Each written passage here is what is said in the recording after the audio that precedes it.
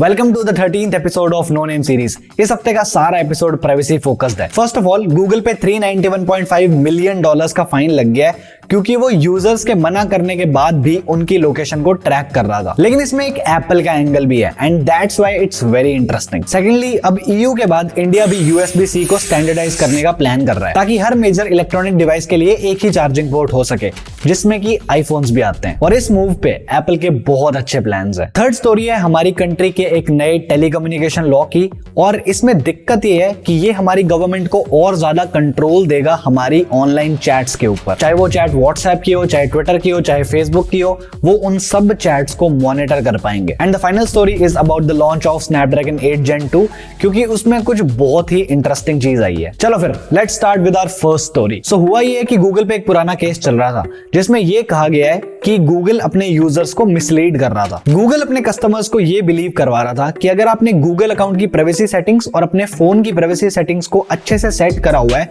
तो आप अपनी प्राइवेसी का कंट्रोल ले सकते हो, और आप ये भी कंट्रोल कर सकते हो कि कंपनी आपका कौन सा डेटा एक्सेस कर सकती है। और आइडियल केसेस में ऐसा ही होना चाहिए कि अगर आपने लोकेशन वाले टॉगल को ऑफ करा हुआ है तो लोकेशन ट्रैक नहीं होनी चाहिए, but not in the case of Google. Google ने ये चीज एडमिट करी है कि चाहे आप लोकेशन टॉगल को ऑफ रखो या ऑन रखो, दोनों ही केसेस में हम आपकी लोकेशन का डेटा एक्सेस कर रहे हैं। और इस चीज को एडमिट करते हुए गूगल ने ये भी कहा कि ये क्लेम्स बहुत पुराने हैं, मतलब कि अब हम हमारी पॉलिसीज को अपडेट कर चुके हैं, यानी कि अब हम ऐसा कुछ नहीं करते हैं, जो कि अपने आप में ही एक और बड़ा झूठ है। और इस लॉ सूट को सेटल करने के लिए गूगल को $391.5 मिलियन का फाइन लग चुका है। Now here's my take on this situation. चाहे आप कितने भी ऑप्शंस को ऑफ कर लो, लेकिन अगर आप इंटरनेट पे हो तो प्राइवेसी भूल जाओ। और सिर्फ गूगल ही क्यों, प्राइवेसी के देवता एप्पल को भी देख लो। लास्ट वीक की एक रिपोर्ट आई है कि अगर आपने आईफोन में डिवाइस एनालिटिक्स शेयरिंग को ऑफ करा हुआ है तो भी एप्पल अपनी नेटिव एप्स जैसे कि ऐप स्टोर, एप्पल म्यूजिक, इन सब से डेटा कलेक्ट करता है। ये जानते हुए कि यूजर आपको इस चीज के लिए अलाउ नहीं करता, ये सारी इंफॉर्मेशन एक्सेस करी जा रही थी। ऐप ट्रैकिंग ट्रांसपेरेंसी, जिसमें आपके फोन पे ये प्रॉम्प्ट आता है कि क्या आप इस ऐप को अलाउ करते हो कि ये आपको ट्रैक करे या ना करे। तो इंटरेस्टिंगली इसके लॉन्च के बाद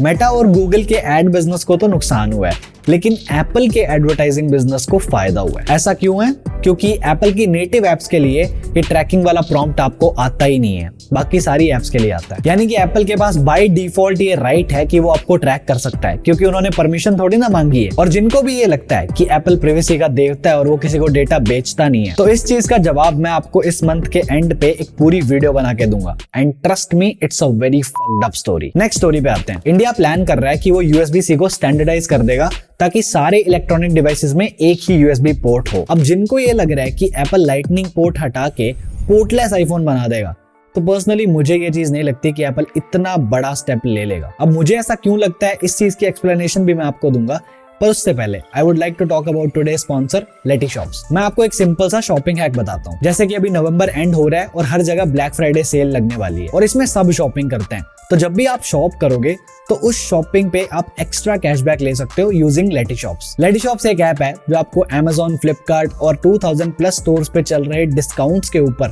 अप टू 50% डिस्काउंट देता है। और 24 से 26 दिसंबर तक लेटीशॉप्स Amazon पे 3 टाइम्स कैशबैक दे रहा है। पहले ये 5% था और इस टाइम पे ये 15% हो जाएगा। एक्स्ट्रा डिस्काउंट लेने का प्रोसेस काफी सिंपल है।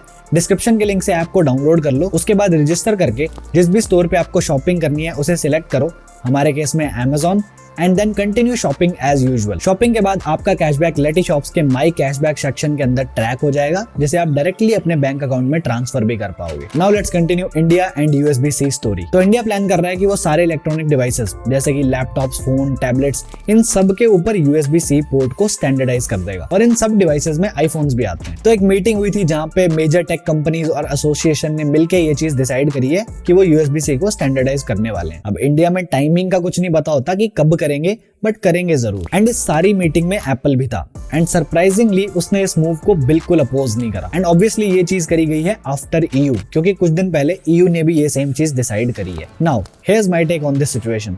हमारे पास 2 पॉइंट्स है बात करने के लिए। पहला पॉइंट तो ये है कि ये रूल लैपटॉप्स के अलावा बड़े स्केल पे और किसी चीज पे नहीं लग रहा, क्योंकि 98% फोन्स जो है वो आजकल Type-C के साथ ही आते हैं। आईफोन्स की बात हम 2 मिनट में करेंगे। जो मेजर इफेक्ट होगा वो होगा लैपटॉप्स पे, क्योंकि Realme, Xiaomi, MacBook को छोड़ के और किसी भी लैपटॉप पे मैंने टाइप सी पोर्ट तो ऐसा सच नहीं देखा। तो एसस, लिनोवो, डेल, एचपी इन ब्रांड्स के लिए थोड़ी बहुत दिक्कत हो सकती है कि उन्हें पोर्ट्स पूरे चेंज करने पड़ेंगे। एंड सेकेंडली ये लोग सोच रहे हैं कि जो फीचर फोन्स होते हैं, जो हमारी स्मार्ट वॉचेस होती है, उनके लिए भी एक पोर्ट डिसाइड करना है। अब होपफुली वो माइक्रो यूएसबी ना हो। अब जरा यहाँ एप्पल का टेक देखते हैं, क्योंकि एप्पल ने इस चीज को बिल्कुल अपोज नहीं करा। तो अब लोगों को ये लगेगा कि एप्पल लाइटनिंग पोर्ट को इतनी आसानी से जाने देगा बिना अपने प्रॉफिट्स कमाए।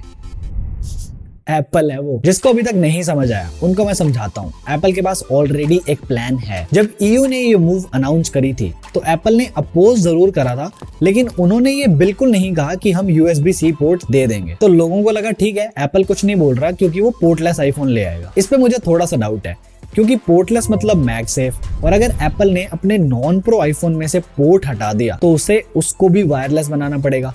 तो प्रो और नॉन प्रो में डिफरेंशिएट करना मुश्किल हो जाएगा, और एप्पल ये बिल्कुल नहीं चाहता। हम इस साल देख चुके हैं। सोचो आपसे कहा जाए कि आईफोन 15 प्रो में चार्जिंग पोर्ट ही नहीं है, लेकिन 15 में है। एकदम से ही 15 प्रो ज्यादा कूल नहीं बन जाएगा? हमारे लिए तो बहुत ही बड़ी बेवकूफी होगी। नॉर्मल लोगों को ये चीज कूल लगेगी। तो क्या एप्पल सिर्फ नॉन प्रो आईफोन में USB-C देगा और प्रो आईफोन में वो मैगसेफ देगा?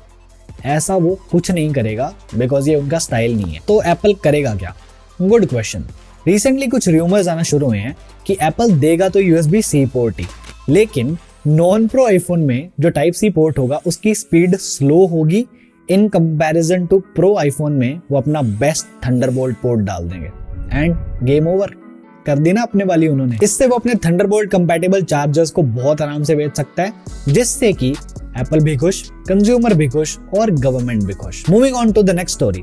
हमारी कंट्री में कुछ टेलीकम्युनिकेशंस के रूल्स एंड रेगुलेशंस हैं जो बहुत बहुत पुराने हैं। कुछ रूल्स तो सेंचुरीज पुराने हैं। तो रिसेंटली इंडिया ने एक नए टेलीकम्युनिकेशन बिल का ड्राफ्ट निकाला है, जिसमें कुछ चीजें ऐसी हैं जो काफी लोगों को थोड़ी सी अजीब साउंड कर रही है। फॉर एग्जाम्पल, उसमें एक क्लॉज है जहां लिखा है कि गवर्नमेंट के पास पावर होगी कि वो आपके किसी भी सोशल मीडिया मैसेज को देख सकते हैं। एंड किसी भी का मतलब सच में किसी भी मैसेज को, WhatsApp messages, signal messages, direct Facebook और ट्विटर मैसेजेस, ट्विटर स्पेसेस की ऑडियो चैट्स, इवन आपके जूम और मीट कॉल्स, लिटरली हर एक कम्युनिकेशन चैनल को गवर्नमेंट कंट्रोल कर सकती है। क्योंकि ये जो नया टेलीकम्युनिकेशन लॉ है वो गवर्नमेंट को ये राइट देता है कि वो सोशल मीडिया कंपनीज से जब चाहे वो डेटा की डिमांड कर सकते हैं, और कंपनीज को वो डिमांड पूरी करनी पड़ेगी। इससे क्लियरली लोग एक मैसेज निकाल रहे हैं कि ये सारी चीजें नेशनल सिक्योरिटी के लिए करना जरूरी है।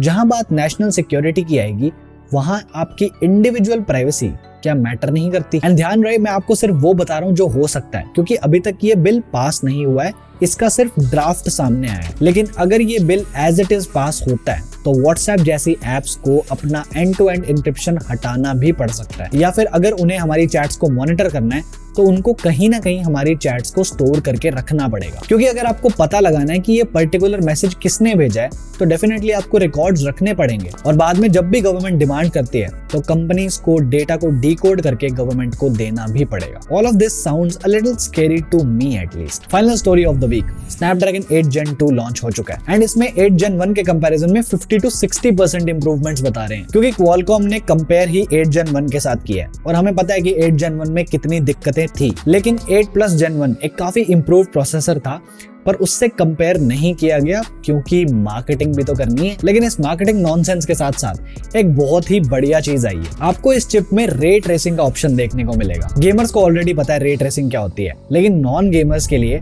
रे ट्रेसिंग एक टेक्नोलॉजी है जिसका यूज करके गेम्स में लाइटिंग इफेक्ट्स और शैडोज को रियल लाइफ जैसा बनाया जाता है, और ये काफी भारी प्रोसेस होता है आपके जीपीयू के लिए। अब क्वालकॉम ने ये चीज क्लेम तो करी है, लेकिन जैसा ये लोग कह रहे हैं अगर सच में वैसा ही होता है तो स्मार्टफोन गेमिंग के मामले में ये एक बहुत बड़ी लीप होगी। और भी बहुत कुछ है, इसका कोर आर्किटेक्चर चेंज करा गया है, लेकिन उसमें मुझे कोई इंटरेस्ट नहीं है, बहुत ही बोरिंग चीजें होती है। पर अगर आपको यूपीआई के बिहाइंड द सीन्स टेक को समझना है, वैसे तो मुझे इस वीडियो के व्यूज देख के पता लग रहा है कि आपको नहीं समझना, पर फिर भी ये रही वीडियो और देखो इसे।